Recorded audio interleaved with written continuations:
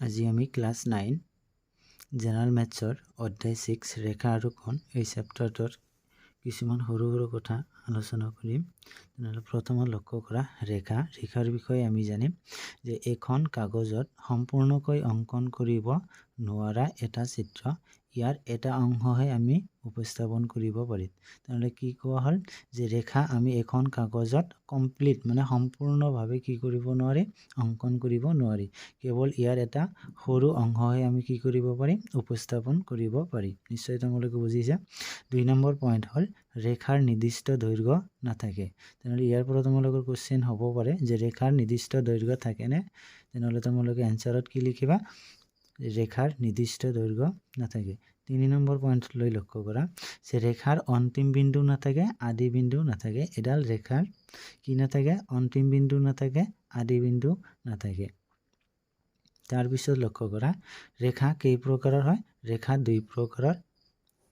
এটা হ'ল সৰল ৰেখা, যি ৰেখা পোনকৈ অসীমভাৱে দুয়োপিনে আগবাঢ়ি যায় সেই ৰেখাক সৰল ৰেখা বোলে।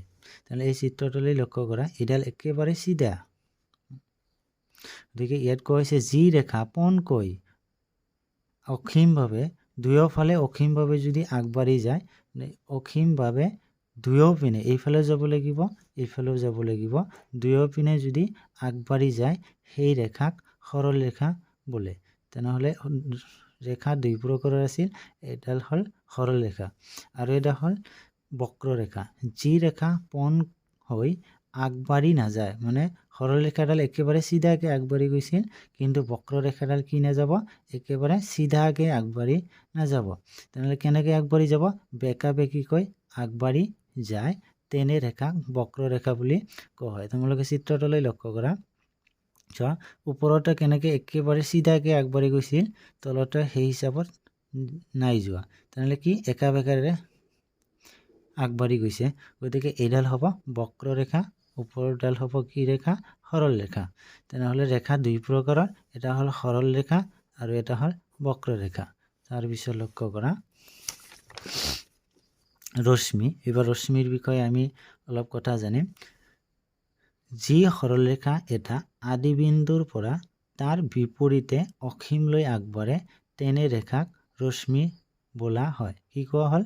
যি সৰল ৰেখা এটা আদি বিন্দুৰ পৰা তাৰ বিপৰীতে অসীমলৈ আগবাঢ়ে তেনে ৰেখাক ৰশ্মি বুলি কোৱা হয়। তেনেহ'লে ৰশ্মি এটা লক্ষ্য কৰা যে যি সৰল ৰেখা এটা আদি বিন্দুৰ পৰা তাৰ বিপৰীতে অসীমলৈ আগবাঢ়ে তেনে ৰেখাক ৰশ্মি বুলি কোৱা হয়। 2 নম্বৰ পইণ্ট কি আছিল? যে ৰশ্মিৰ নিৰ্দিষ্ট দৈৰ্ঘ্য নাথাকে। তেনেহ'লে ইয়াৰ পৰা তোমালোকে কুৱেশ্যন হ'ব পাৰে যে ৰশ্মিৰ নিৰ্দিষ্ট দৈৰ্ঘ্য থাকেনে? তেনেহ'লে তোমালোকে লিখিব পাৰা যে ৰশ্মিৰ নিৰ্দিষ্ট দৈৰ্ঘ্য নাথাকে। 3 নম্বৰ পইণ্টলৈ লক্ষ্য কৰা যে ৰেখাৰ আদি বিন্দু থাকে, অন্তিম বিন্দু নাথাকে। এইডাল ৰেখাৰ কি আছে? আদি বিন্দুটো আছে, কিন্তু অন্তিম বিন্দুটো আমি ক'ব নোৱাৰি, কাৰণ এইডাল এইপিনে যদি বঢ়াই দিয়া যায়, মানে এইফালে কাৰ চিন মানে আছে মানে এইফালে আৰু বঢ়াই দিয়া যাব। গতিকে ৰশ্মিৰ কি আছে? আদি বিন্দু আছে, কিন্তু অন্তিম বিন্দুটো নাথাকে। তাৰপিছতে লক্ষ্য কৰা ৰেখাখণ্ড, যে আদি বিন্দু আৰু অন্তিম বিন্দু থকা এডাল সৰল ৰেখা। ৰেখাখণ্ডৰ কি আছে? আদি বিন্দু আৰু অন্তিম বিন্দু দুয়োটা বিন্দুই আছে। এইডাল হ'ব এডাল ৰেখাখণ্ড। 2 নম্বৰ পইণ্টত কি আছে লক্ষ্য কৰা যে নিৰ্দিষ্ট দৈৰ্ঘ্য থাকে। ৰেখাৰ কি থাকে? নিৰ্দিষ্ট দৈৰ্ঘ্য থাকে। তেনেহ'লে এইটো আদি বিন্দু আৰু এইটো অন্তিম বিন্দু। এই আদি বিন্দু আৰু অন্তিম বিন্দুৰ মাজৰ দূৰত্ব কিমান আমি স্কেলেৰে জুখি উলিয়াব পাৰি। গতিকে তোমালোকে মনত ৰাখিবা যে ৰেখাৰ খণ্ডৰ কি আছে? আদি বিন্দু আৰু অন্তিম বিন্দু দুয়োটাই থাকে।